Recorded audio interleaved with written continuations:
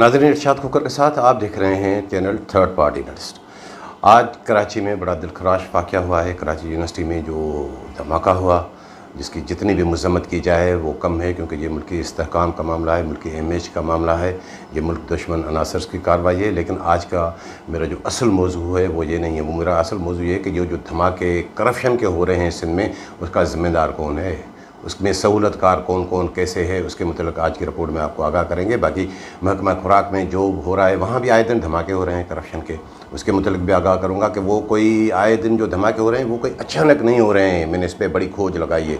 वो सारा एक शुरू से लेकर आपको आज की रिपोर्ट में बताऊँगा कि स्क्रिप्ट लिखा हुआ है। उस स्क्रिप्ट के तहत वो आए कि चौकियाँ हटाएँ, चौकियाँ लगाएँ, और फिर इस तरह के और कई मामलात जो कौन का क्या क्या कर रहा है।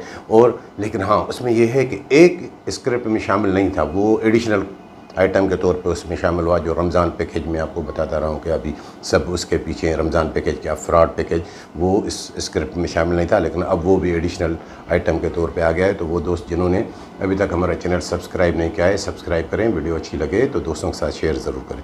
सबसे पहले मैं आपको बता दूँ कि ये रमज़ान पैकेज मैं आपको 2-3 व्लॉग्स में गुज़श्ता में बता रहा हूँ कि ये सारा कुछ फ्रॉड है। मैंने व्लॉग किया, पहले वो डिविजनल हेडक्वार्टर तक था, फिर एक लेटर आ गया पीर के रोज़ से कि 27,500 बोरी बाकी 16 अज़ला के लिए भी वो पैकेज में आ गया। वो उस पैकेज की हालत क्या है वो भी आपको बताऊंगा। लेकिन मैंने जब वो देखा, उसमें नज़र पड़ी, मैंने कहा ये किस किस किस ज़िले को कितनी गंदम। तो खैरपुर ज़िला 2,000 बोरी, ऐसे दादू 2,000, इतने इतने बड़े डिस्ट्रिक्ट। टंडोला यार सबसे पहले उसका नाम लो, उसको 2,000 बोरी, यानी कि इसको 2,000, ठट्टा को 1,000, सजावल को 500, ये 2,000 बोरी इसके लिए क्यों है? क्योंकि वो मुझे थोड़ा समझ में आ गया कि हाँ, वहाँ पे वो इकराम मुगेरी भी आया है, वो थोड़ा दिलखराश है, लाड़काना से उसको हटाया था। और सबसे बड़ी बात कि ये जो पैकेज ये सब DFC से जो राब्ते में था, वो एडिशनल डायरेक्टर फाइनेंस महकमा खुराक का, तो अब वो खुद टंडोला यार के हैं, वहाँ पे उनके जो है वो भतीजे भांजे ये सब कुछ। तो एक इतना छोटा सा डिस्ट्रिक्ट, उनके 2,000 बोरी तो वैसे भी कम है। और उसका हशर क्या हुआ है, सारे फ़ोटो सेशन पे लगे हुए हैं। 800 से 1,000 रुपया बोरी DFC ले रहा है। हाँ, मुझे पता चला कि वो मैंने उमरकोट भी बात की, वहाँ भी 800 रुपये बोरी, और रेवेन्यू वाले अलग। और उसमें शर्त क्या है कि जो भी मिल उठाना चाहे वो ये कमीशन दे, जो नहीं देना चाहे वो नहीं उठाए। अब जहाँ पे मिले हैं 1-2 तो वो तो उठाएंगे और सबको पैसे मिलेंगे। और रेवेन्यू वालों का भी ये कि हाँ, आप स्टॉल लगाएं, फ़ोटो जो है पेज पे चढ़ा के, फिर आपकी मर्ज़ी है कि वो आटा बेचें या घर ले जाएं। अब ये उसमें भी देखे तो ये ऐसे पैकेज लाने की, ये फ्रॉड रमज़ान के महीने में कितना बड़ा फ्रॉड ये। और वो उसमें वाह हो रही है। अब वाह सिर्फ फ़ोटो सेशन में हो रही है, किसको आटा मिल रहा है। बार बार कहता हूँ कि ये पैसे खर्च करके बदनामी खरीदने वाली, लेकिन क्यों, उसमें जब करप्शन इन्वॉल्व हो तो फिर वो बदनामी तो है, लेनी पड़ेगी। बाकी एक मैं वो कल देख रहा था कि एक मीटिंग हो रही थी रात को, इफ्तारी के बाद मीटिंग बुलाई, 11-12 बजे तक फूड डिपार्टमेंट मीटिंग, वो सेक्रेटरी साहब, डायरेक्टर साहब, वो क्या मीटिंग कि जो गंदम की ख़रीदारी जो होर्डिंग हुई है कराची में, उस पर नज़र रखी जाए, उसको पकड़ी जाए। मैंने कहा ये देखें तो इनके काम तो देखें, जैसे इनको पता ही नहीं हो कोडिंग के। भाई वो हसन अली मक्सी को बुलाएं, उनसे पूछें कि ये कहाँ कहाँ होर्डिंग हुई, कितनी गाड़ियाँ, कौन कौन से व्यापारी ने कितने भेजी, कितनों से आपने पैसे लिए हैं, तो बात ख़त्म हो जाएगी। बाकी ये ड्रामे वामे ये कि होर्डिंग पे कंट्रोल करें और ये करें। और भाई अगर ऐसी बात है, हसन अली मक्सी को नहीं बुला सकते फूड डिपार्टमेंट वाले, तो उसके ड्राइवर को, इसरार को बुलाएं, इसरार मक्सी को, जो धामराबाद पे, जो दादू और कंबर शहदाद कोट के बॉर्डर पे वहाँ जो है चौकी लगाए बैठा हुआ है कि कौन कितनी गाड़ियाँ आई और किस व्यापारी पे का आई, वो सारे नंबर नोट करके फिर वो भेजता है कि हाँ ये गाड़ियाँ ओके हो गई, इनसे जो है वो वसूली आप कर लें। तो अब ये ड्रामे के होर्डिंग हो रही सारी। और पहले जो है पता नहीं, उन्होंने, आपको मैं बताता रहता हूँ कि वो किस तरह जो है सारी गंदम उन्होंने निकाली, और अब और कोई ड्रामा क्या है। और जिस तरफ जहाँ तक होर्डिंग का ताल्लुक है, सक्खर रीजन में बताऊँ क्या है, 40-45 लाख बोरी गंदम वहाँ होर्डिंग है। वहाँ कोई जुर्रत तो करे, जाएं सजाद फ्लोर मिल वाले जो है उस अशोक कुछ सुरेश भाई के पास, वो जो घोटकी वाला शहनशाह वाला अशोक, उनके पास, हरीश, महेश, ये पहलाज राय, ये इनके पास। मैं कराची में बैठ के मेरी ये साफ़त आँखें देख रही है कि ये सालेपट की काटन फैक्ट्री में 1 लाख बोरी गंदम पड़ी है। किसको जुर्रत है, कोई उठाएगा? ये तो उनका हरवल दस्ता है, यहाँ कभी भी वो उनके काम आ सकता है। ये जितने जितने नाम बता रहा हूँ भाइयों के, तो बाकी होर्डिंग हो रही है। जैसे इनको पता ना हो। मैं यहाँ से बैठ के बता रहा हूँ कि कहाँ कहाँ होर्डिंग क्या क्या है।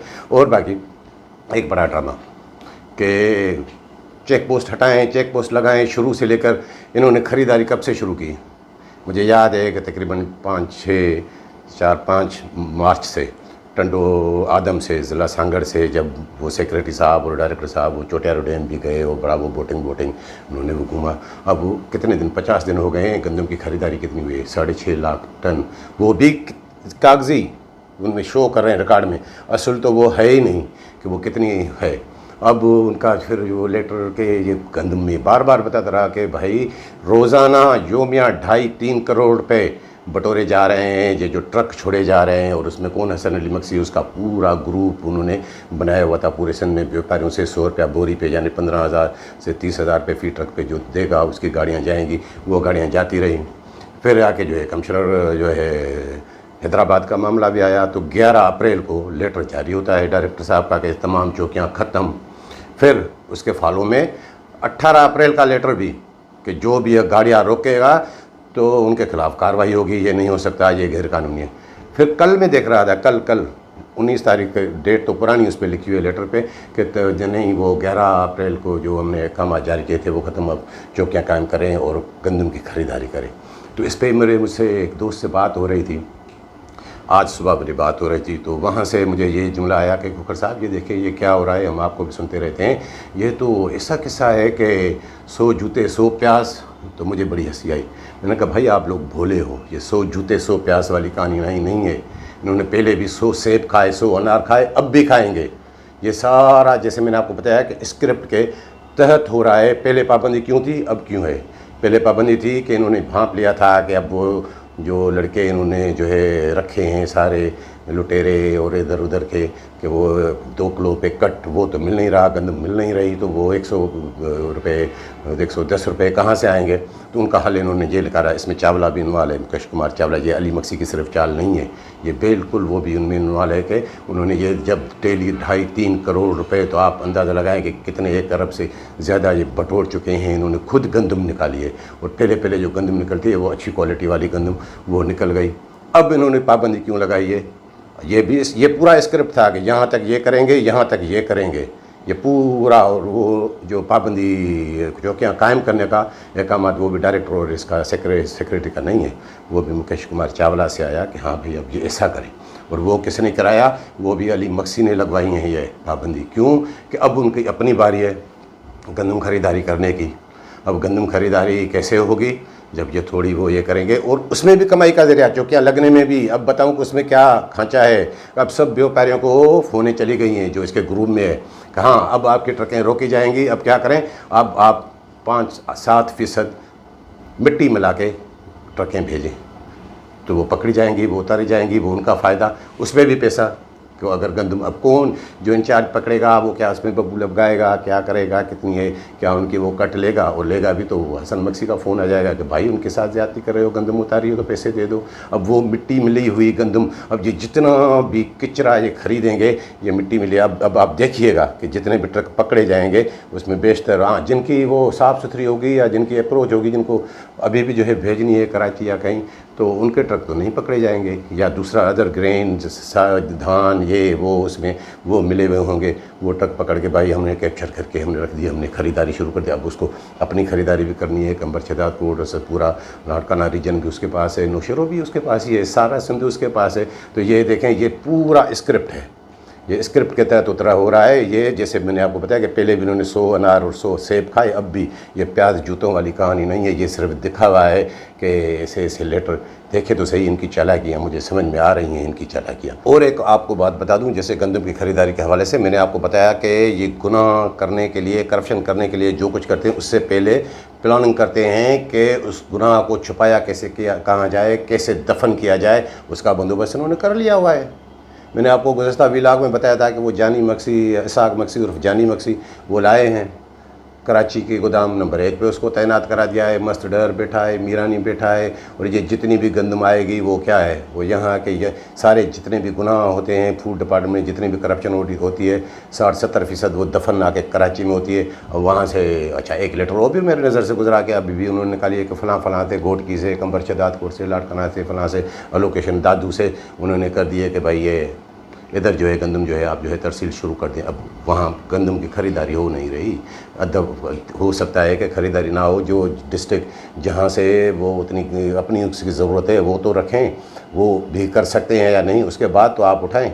और चलो उसमें इन्होंने ये कहा कि हो सकता है कि मानसून की बारिशें पड़ जाएं, गंदम ख़राब ना हो जाए, बहाना ये है। लेकिन असल बात ये है कि जैसे ही गंदम आए तो वो कचरा वचरा ये जितना जल्दी हो सके, जितना टाइम है तो वो उधर ही चला जाए। अब ये दोहरी पॉलिसी ये समझ में आने वाली बात नहीं है कि अब कोई डिस्ट्रिक्ट अपना टारगेट पूरा भी करता है। अब देखेंगे, वो उन्होंने ऑर्डर तो कल निकाल लिया है कि ये यहाँ से इतनी डिस्पैच होगी, उसके आगे चल के वो बाकी क्या कहानी बनती है। इसके अलावा एक बात मैं आपको ये भी बताता चलूँ कि वो गुज़श्ता व्लॉग में मैंने आपको एक किरदार बताया था, ये गंदम की ख़रीदारी वाली बात बता रहा हूँ कि मुश्तबा उन्नड़, वो मुश्तबा उन्नड़ नहीं है, वो तलफ़्फ़ुज़ की गलती हो गई कि वो मुस्तफ़ा उन्नड़ है, जो खादिम शर के लिए मैंने आपको बताया था कि शिकारपुर के जो बैनर सूबाई उसका ग्रुप है जो गंदम स्मगलिंग कराता है, क्या उन पर भी कोई हाथ डालेंगे?